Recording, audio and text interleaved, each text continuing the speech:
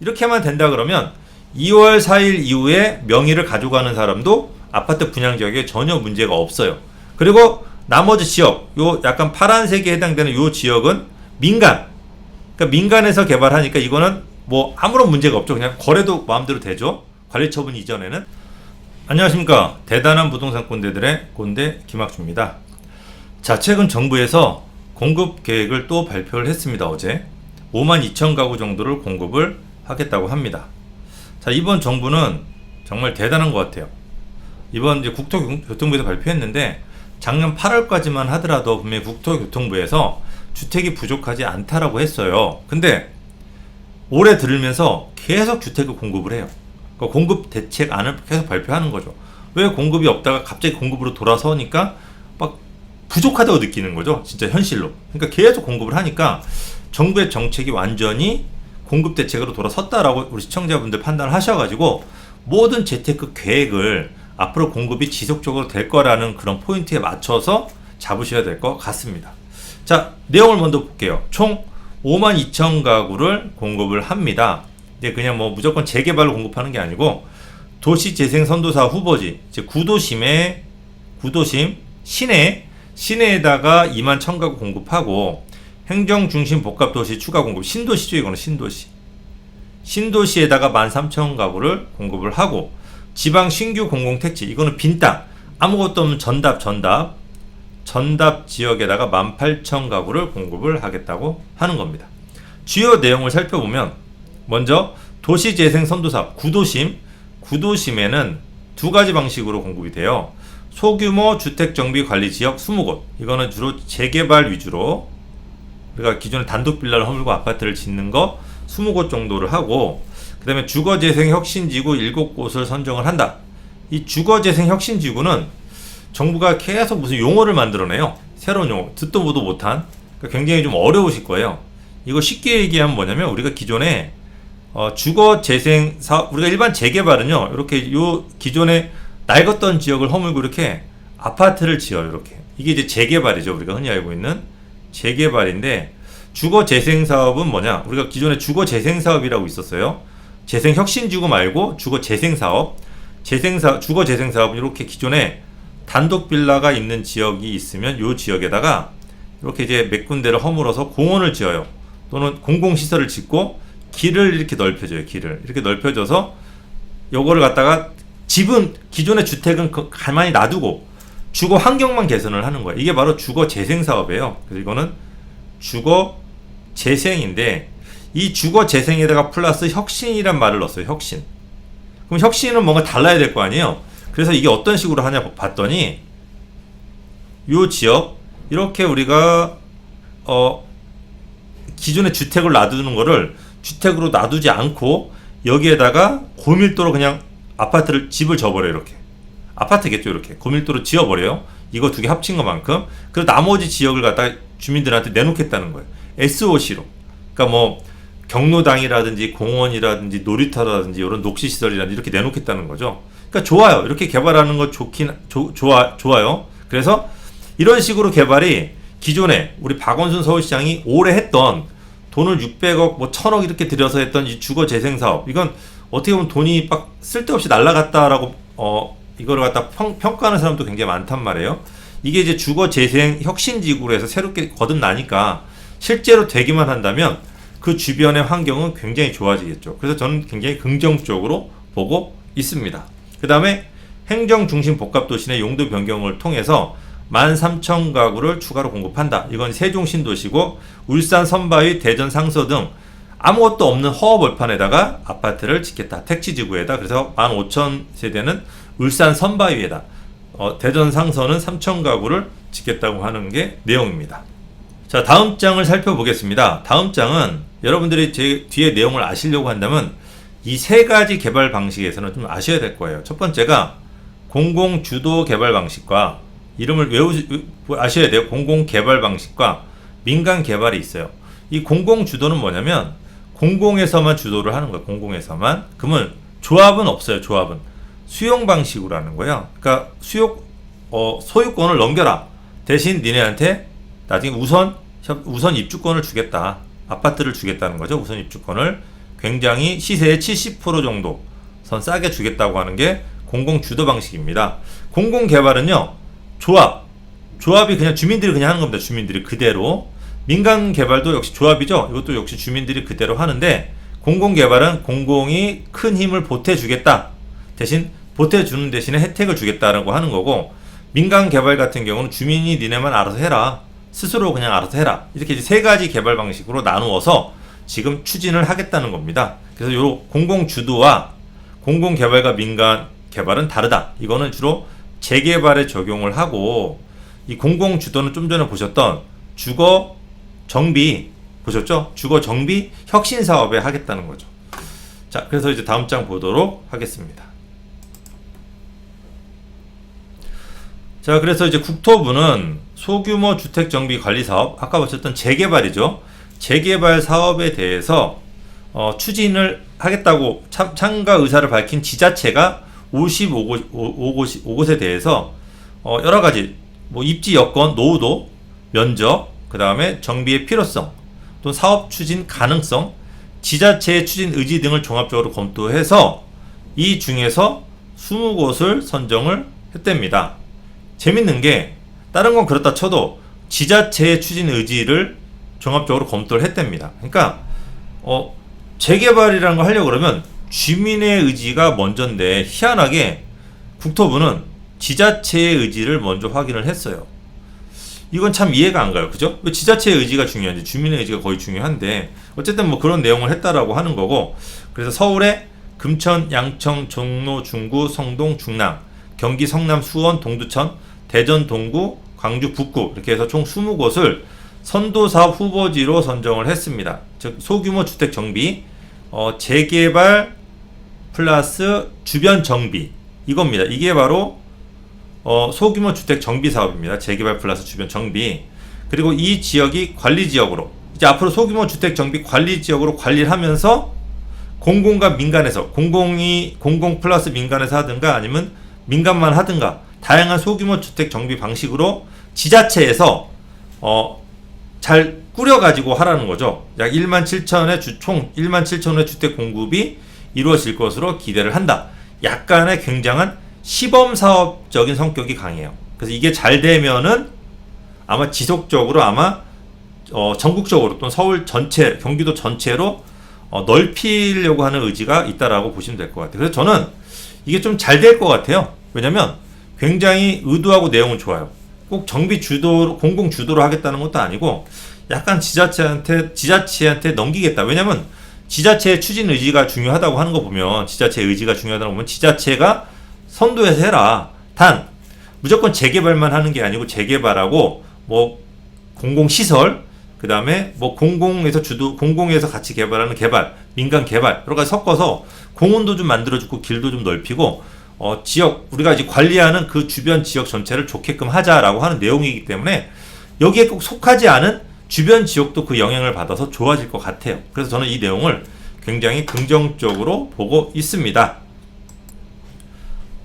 자, 다음을 보면은 먼저 뭐 여러 가지 내용이 있는데, 용적률 특혜라, 이렇게 만약에 개발 지정되면 용적률 특례라든지 용도지역 상향 등을 통해서 공급 세대가 평균 1.6배가 증가를 한대요. 그러니까 아파트가 늘어난다고 한다면 그 중에 일부를 임대주택으로 짓더라도 주민들의 수익은 늘어나겠죠. 그리고 이제 소규모 정비 사업의 사업성 지표인 비례율도 올라간다. 비례율은 사업성입니다. 당연히 분양하는 아파트가 늘어나니까, 짓는 아파트가 늘어나니까 당연히 주민들의 사업성은 좋아지겠죠. 그래서 약 비례율 최대 35%인 만큼 평균 119% 정도, 120% 정도는 전부 다 좋아진다. 1.2배 정도 주민들한테 유리하다라고 합니다. 저는 이게 실제로 그렇게 유리하긴 할 것 같아요. 왜 혜택을 주는데 유리하지 않을 이유가 없어요. 그리고 요거는 주면은 굉장히 좋은 것 같아요. 그래서 이거 지정된 지역들 주민들은 굉장히 좋아할 것 같습니다. 자, 이게 절차입니다. 지정 절차. 선도사업 후보지 어제 발표했습니다. 4월 29일 날 발표했고, 지자체, 주자체, 이제 주민과 지자체 협의. 이제는 지자체한테 공을 넘겨줄 테니까, 자, 지자체 니네 의지 강하지, 추진 의지 강하지, 주민들하고 협의해봐. 이거를 8월까지 하겠다고 하는 거고, 자, 그래서 이제 됐다. 이제 어느 정도 주민들이 할 의지가 있다. 지자체가 잘 이끌어 간다라고 하면은 10월 달에 제안을 해서 11월 달에 주민공람을 해서 12월 달에 지정을 하겠다는 거죠. 이때가 바로 확정이죠, 확정입니다. 그래서 이렇게 이제 보시면 될 것 같아요. 자, 요렇게 개발되는 요 지역이 2월 4일 이후에 거래되는 주택 소유권이 넘어가는 사람은 우선 입주권을 주지 않겠다고 하는 내용과 이거는 상관이 없는 것 같아요. 저는 상관이 없습니다. 이거는 민간 재개발이 될 수도 있고 또는 공공과 민간이 합쳐서 하더라도 이거는 민간 주도 방식을 따르기 때문에 2월 4일 이후에 소유권이 넘어가더라도 분양권, 아파트 입주권은 있습니다. 그러니까 이제 그런 부분이 있기 때문에 여러분들이 걱정은 안 하셔도 됩니다. 자, 다음 장 보도록 하겠습니다.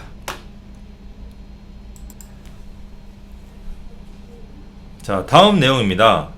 공공에서 주도해서 소규모 정비 사업을 추진하겠다.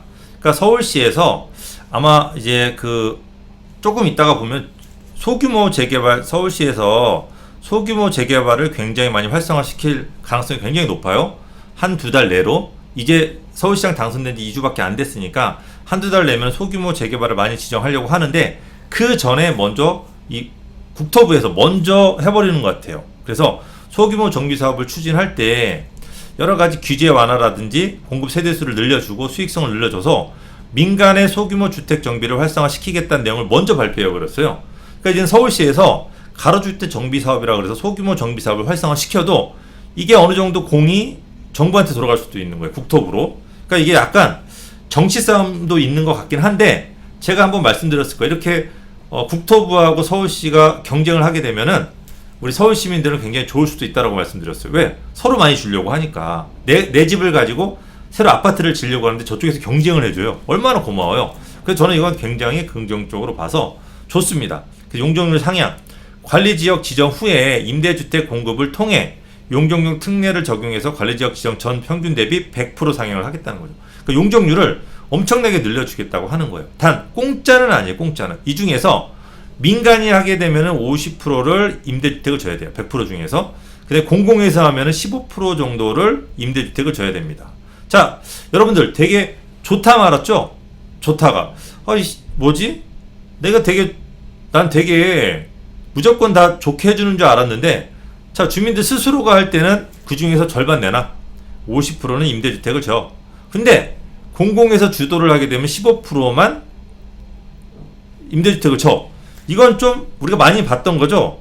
되게 좋았는데 갑자기 내로남불 생각이 나요. 그죠? 요거는 모르겠어요. 우리 주민들 스스로가 따져보셔야 되는데 어쨌든 개발을 안 하는 것보단 개발하는 게 훨씬 더 좋긴 해요. 그래서 약간 긍정적으로 보셔도 될 것 같아요.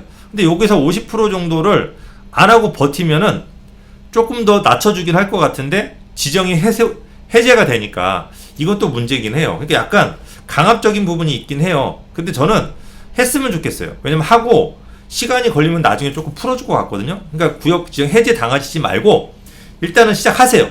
하되 중간에 과정을 조금 시간을 끄세요. 그러면 아마 임대주택 비율을 조금 낮춰줄 가능성도 있습니다. 이런 약간 요령이 좀 필요하실 것 같아요. 왜? 지금 서울시하고 국토부에서 경쟁을 하니까.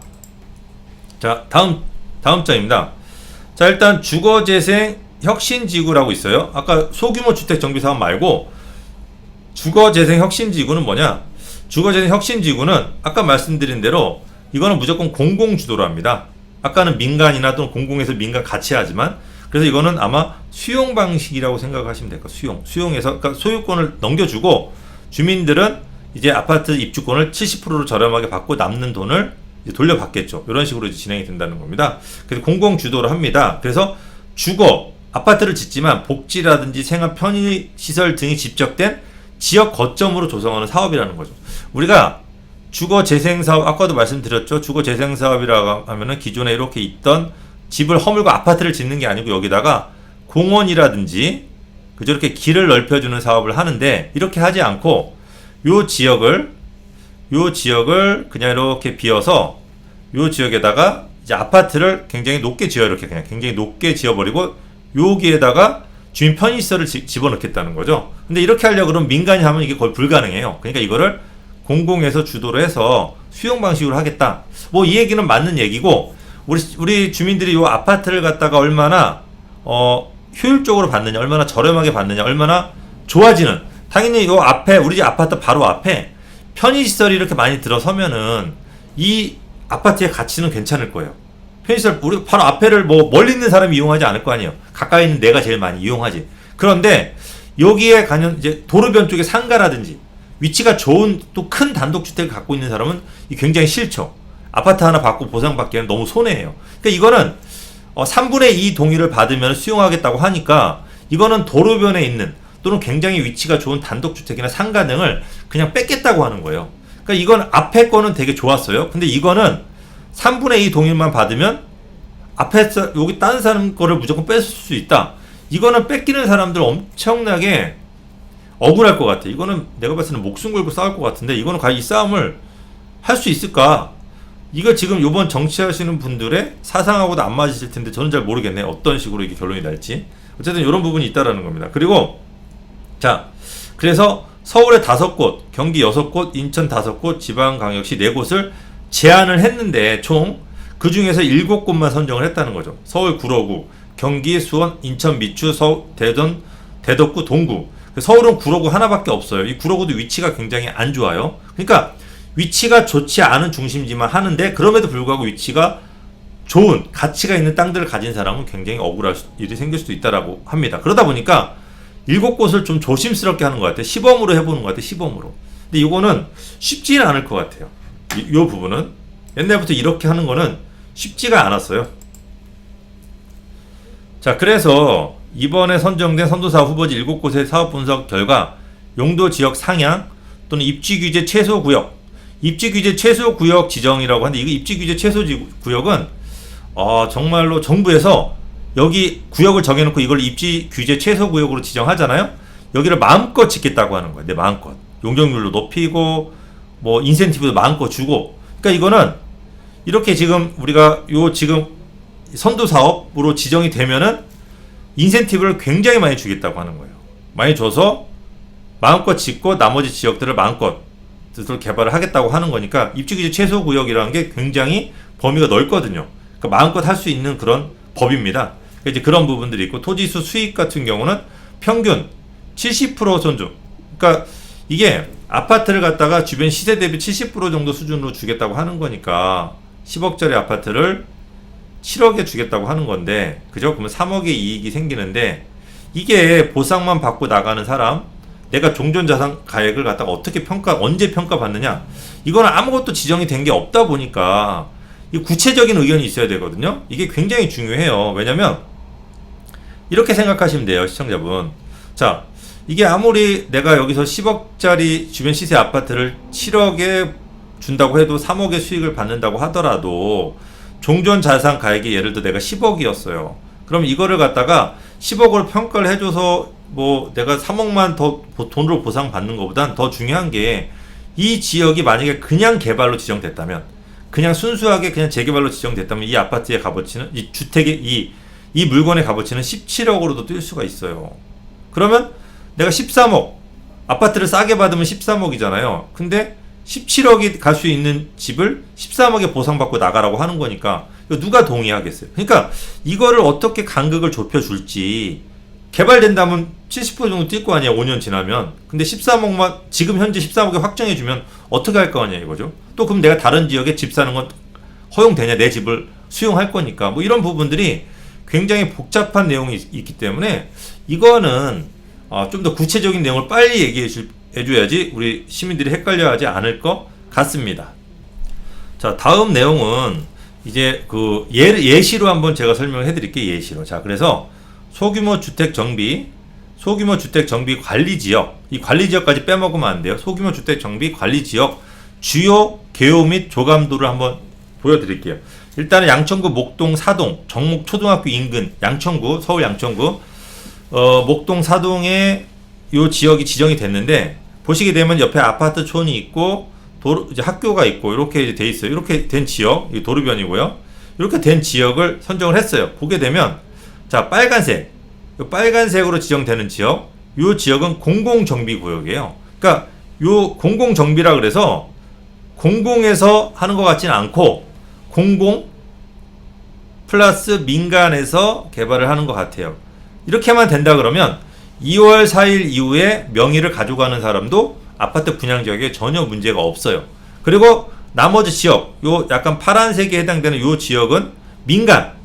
그러니까 민간에서 개발하니까 이거는 뭐 아무런 문제가 없죠. 그냥 거래도 마음대로 되죠. 관리처분 이전에는. 그래서 그냥 민간에서 개발을 시켜준다. 이런 부분인 거고. 자, 나머지 지역은 그대로, 회색은 그냥 그대로 보존입니다. 보존. 근데 이 지역이 왜 좋냐? 이렇게 중간에 공원을 만들어준다는 거죠. 이렇게 다 보시게 되면은, 자, 나머지 보존되는 지역도 이렇게 보존되는 지역도 좋은 게 공원을 이렇게 만들어줘요. 공원을 녹지를 만들어주고 길을 넓혀줘요. 이렇게 길을, 노란색이 길입니다. 이렇게 길을 넓혀주니까 내가 좁게 그동안 차가 막혀서 앞에서 차 오면 비켜줬어야 되는데 이제 같이 차가 지나갈 수 있는 그런 길이 넓어지니까 이렇게 개발되지 않는 지역까지 혜택을 본다. 그래서 저는 이 내용을 굉장히 좋게 생각해요. 지금까지 없던 내용이거든요. 왜냐면 예전에 우리가 대규모 뉴타운들이 이렇게 했었어요. 대규모 뉴타운들이. 근데 대규모 뉴타운들을 굉장히 크게 하니까 서로 이해관계도 복잡하고 진행도 안 되고 취소되는 지역이 있다 보니까 이빨이 빠졌어요. 근데 이건 소규모잖아요. 이게 소규모 뉴타운이 된 거예요. 소규모가 된다 그러면 이빨 빠지는 게 없어요. 그러면 실제로 이렇게 진행이 빨리만 된다 그러면 정말로 살기 좋은, 어떻게 본다면 집값이 좀 안정화될 수 있는, 뭐 단독이나 빌라들 선호하는 분들은 거기 사시고 대신 공원도 생기고 길도 넓어지고, 아파트를 선호하시는 분들은 또 개발도 되고, 이렇게 이제 서로 윈윈하는 그런 전략이 펼쳐질 수 있으니까 저는 이거는 소규모 주택 정비 관리 지역은 굉장히 긍정적으로 보고 있습니다. 그래서 제가 이 내용을, 소규모 주택 정비 관리 사업 내용을 저희가 다음에 다시 촬영을 자세하게 해가지고 우리 시청자분들한테 알려드릴 거니까 구독하고 알람 꼭 해놓으시면 제가 바로 촬영해서 뭐 하루 이틀 사이에 여러분들한테 제공을 해드리도록 하겠습니다.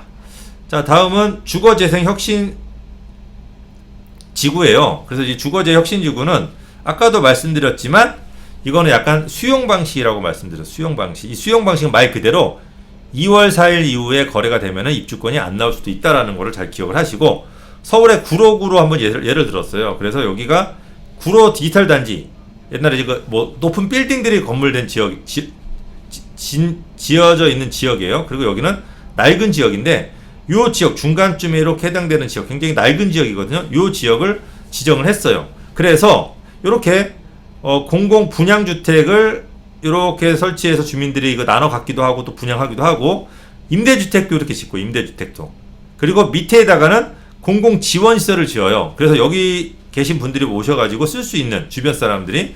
그리고 근린생활시설을 져가지고 여기는 어떤 상업활동을 할 수 있게, 요 주변 사람들이 이용할 수 있는 슈퍼라든지 여러가지 뭐 헬스장이라든지 여러가지 용도를 제공해 주겠죠.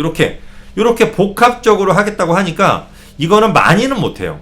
어떻게 이거를 많이 수용 방식으로 하겠어요. 그러나 일부 굉장히 낙후된 지역들 위주로, 강남에는 이렇게 하지 않겠죠. 그러나 낙후된 지역들한테 하겠다고 하니까 이것도 저는 약간 긍정적으로 보긴 해요. 단 하나 마음에 안 드는 게 2월 4일 이후에 거래되는 거는 이제 없다라고 한다면 이거는 아마 동의율 부분에서도 굉장히 떨어질 거고, 이거 민원이 굉장히 심하게 될 거예요. 더군다나 이렇게 지정되는 지역들 중에서 이렇게 도로변에 있는 분들, 앞선 큰 도로에 있는 사람들, 그 다음에 큰 필지들, 이런 분들의 손해는 막심해요. 이거는 만약에 이 지역이 재개발로 지정이 된다면 이분들은 나중에 상가도 받고 여러 가지 혜택 받기가 굉장히 좋은데, 단순하게 이렇게 개발된다 그러면 이분들한테 보상이 어떻게 될 건지가 굉장히 중요한 협상 요인이 되기 때문에 이거를 1년 내에 하기에는 저는 불가능해 보이거든요. 그래서 이거는 뭐 아마 조금 추가 보완책이 나올 겁니다. 1년 내에는 제가 봤을 땐 절대 불가능합니다. 이거는 굉장히 시간이 오래 걸린다. 왜? 이분들 도로변 쪽에 있는 사람들 협상하는데 굉장히 시간이 오래 걸리기 때문에 이걸 단기간 내에는 불가능하니까, 혹시 이거에 해당되시는 분들, 이걸 투자를 하고 싶으신 분들은 장기적인 계획을 잡고서 투자를 하신다든지 그런 계획을 짜셔야 될 것 같습니다. 자, 일단 저는 여기까지, 제가 일단 우리 오늘 정부에서 발표한 내용입니다. 그래서 약 5만 2천 가구 공급하겠다는 공급 계획들 중에서 구도심에 공급되는 내용을 제가 다뤄봤습니다. 그리고 이제 저희가 이게 1탄입니다. 앞으로 2탄, 3탄, 4탄, 5탄 해가지고 제가 우리 여러분들 좋아하시는 접근성 좋은 꼰대, 공기업 꼰대님하고 같이 저희가 뒤에 내용을 자세하게 다뤄볼 거니까 여러분들 저희 방송 꼭 구독 플러스 알람 같이 하셔가지고 중요한 내용, 신규 여러분 소액으로 투자할 수 있는 중요한 내용들이 많이 담겨 있습니다. 놓치지 말고 꼭 시청을 하십시오. 자, 저는 여기서 물러가도록 하겠습니다.